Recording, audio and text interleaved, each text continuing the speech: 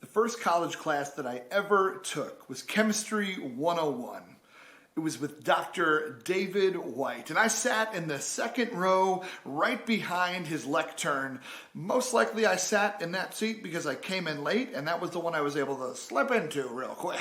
But Dr. David White was the man. He made all these great chemistry puns. He was never boron. Buckets. But I love this dude. In his spare time, he was an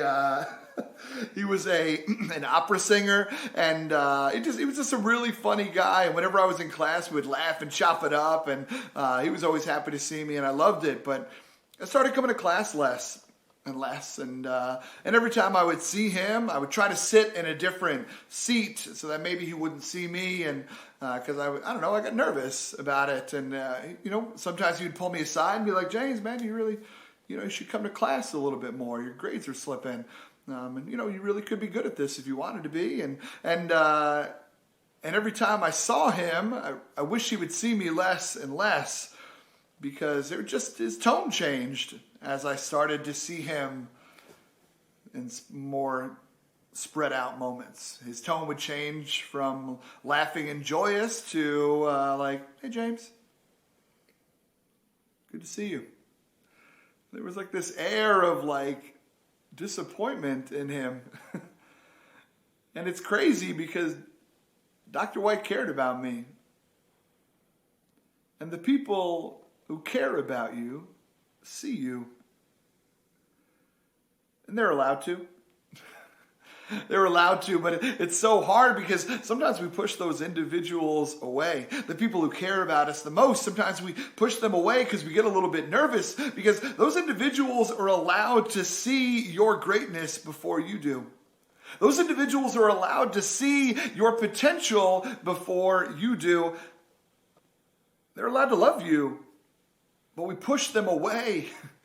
Sometimes we don't let individuals who care about us close. I know for me as a speaker, I would much rather talk to a room full of strangers than a room full of a bunch of people that I know. Because those strangers don't have expectations of me, right? They're coming into some lecture and being like, "This is probably going to suck." And then I don't suck. And it's nice. But the people who care about me come in being like, "Oh, this is James. Like, he's the man. He's the dude. Let's go," right? Like, and then I'm worried that I'm going to let them down, that I'm not going to meet their expectations. And so sometimes I don't let those individuals get as close to me. Do you do that? Who in your world cares about you, but you don't really give them the opportunity to, because of what you perceive their judgment of you would be, what you perceive their disappointment in you would be, what you perceive they would think about you if you don't meet the expectations. Friends, these individuals are allowed to love you. They're allowed to care about you, and we have to hold them close. We must lean into them. You know the people I'm talking about. Let them love you. The people who care about you see you. Let them. Thanks, friends.